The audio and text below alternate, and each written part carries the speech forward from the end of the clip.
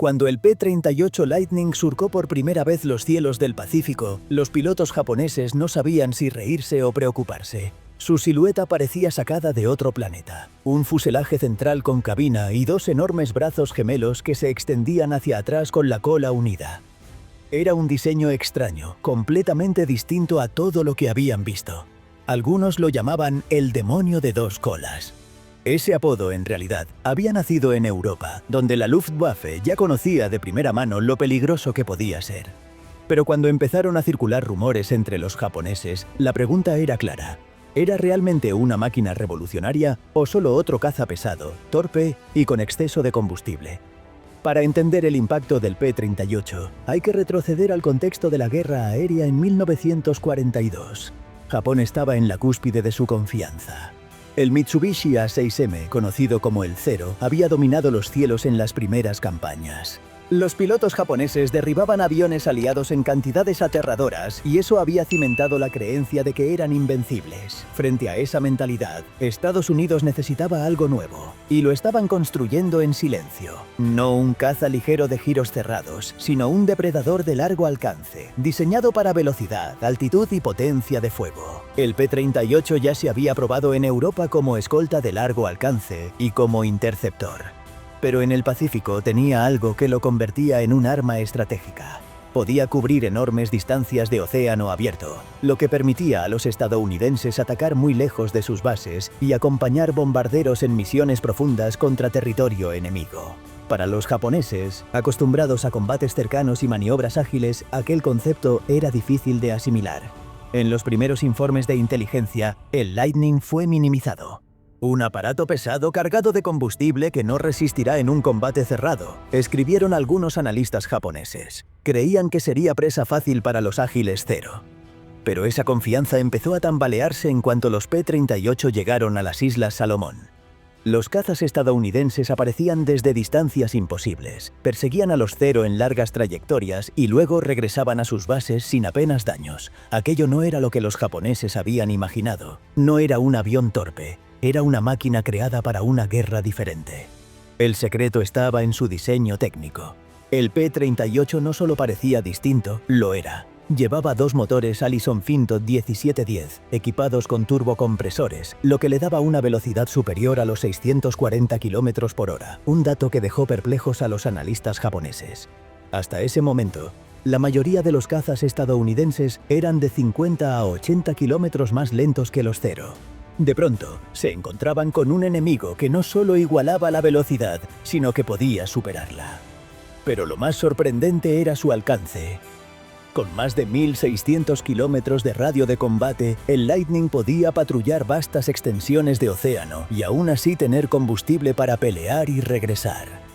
Para los japoneses, acostumbrados a que sus Zero tuvieran un radio mucho más limitado, aquello era inquietante. El armamento también era motivo de alarma. Todo estaba concentrado en el morro.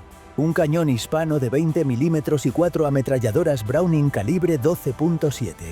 A diferencia de los cazas con armas en las alas, que disparaban convergiendo en un punto a cierta distancia, el P-38 disparaba en línea recta. Eso significaba que sus ráfagas podían destrozar un objetivo a mucha mayor distancia. Los pilotos japoneses comenzarían a comentar con preocupación la precisión letal de ese fuego concentrado. El peso del aparato también sorprendía. Superaba las 7 toneladas, más del triple que un Zero. Y sin embargo, gracias al tren de aterrizaje triciclo y a las hélices contrarrotativas, era estable en vuelo, en ascensos y en picados. Mientras que el Zero sacrificaba resistencia por agilidad, el P-38 podía recibir un castigo brutal y aún así regresar a casa. Más de un piloto japonés recordaría después el desconcierto de ver a un Lightning humeando, tambaleándose pero sin caer, logrando escapar y volver a su base.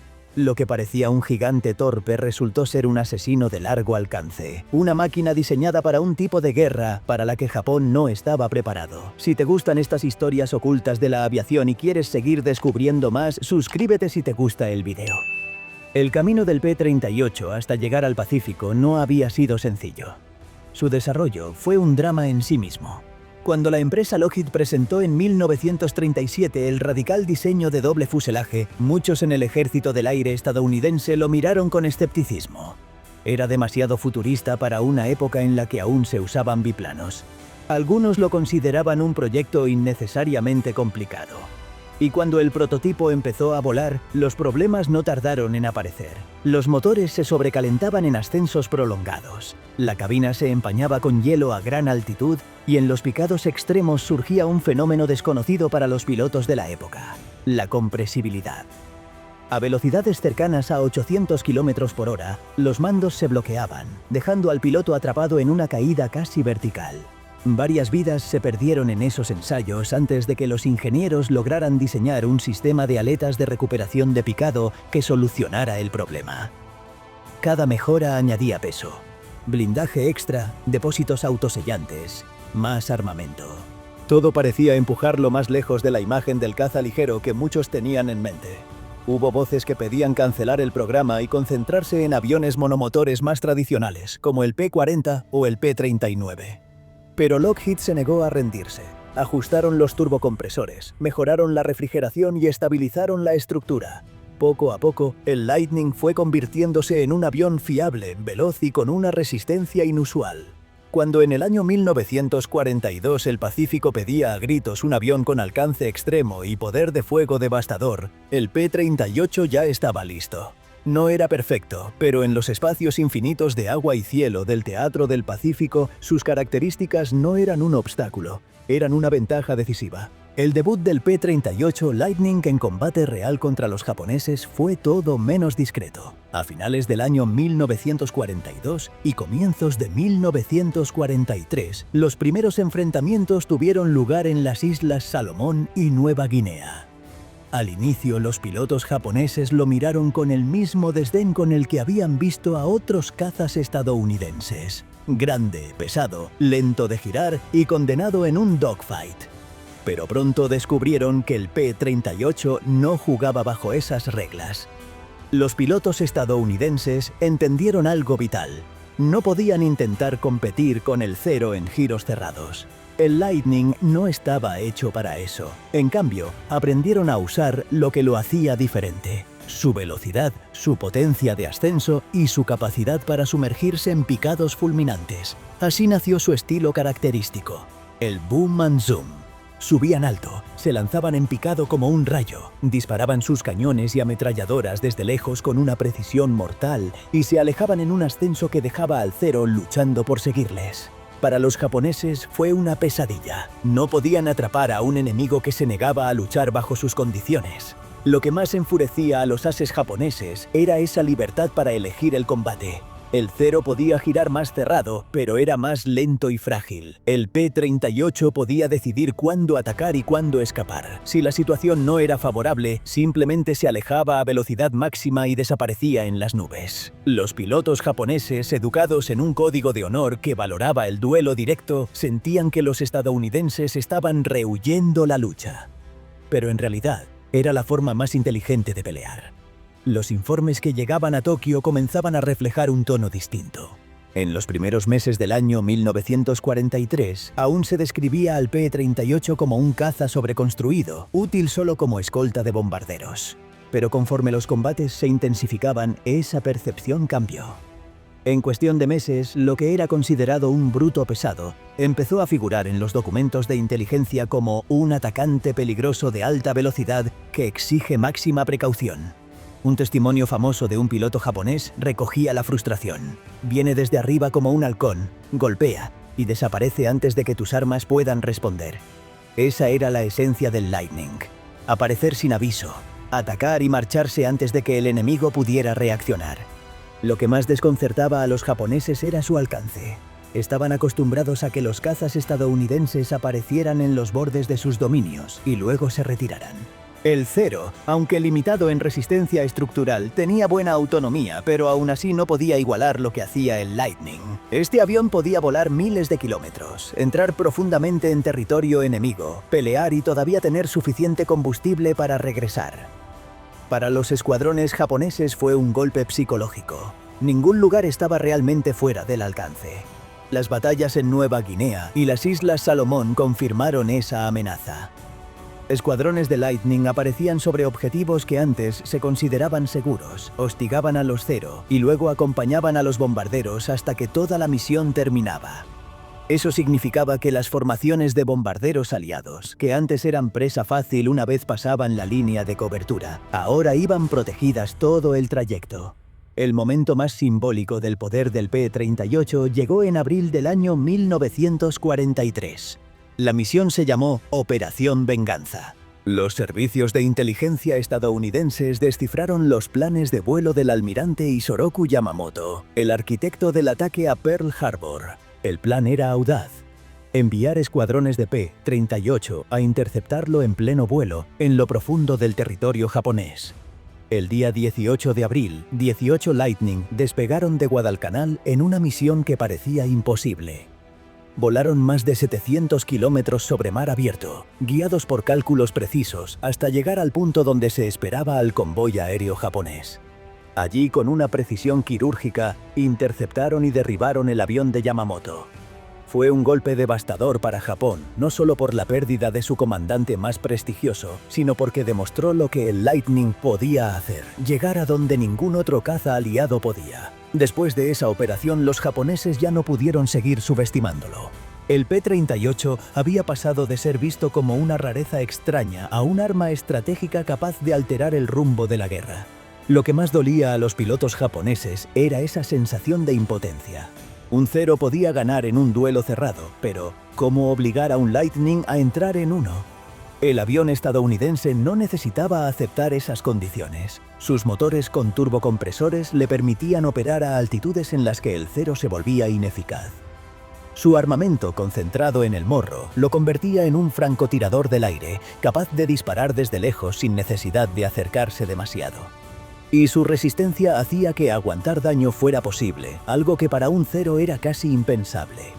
Esa resistencia generó un respeto amargo entre los japoneses.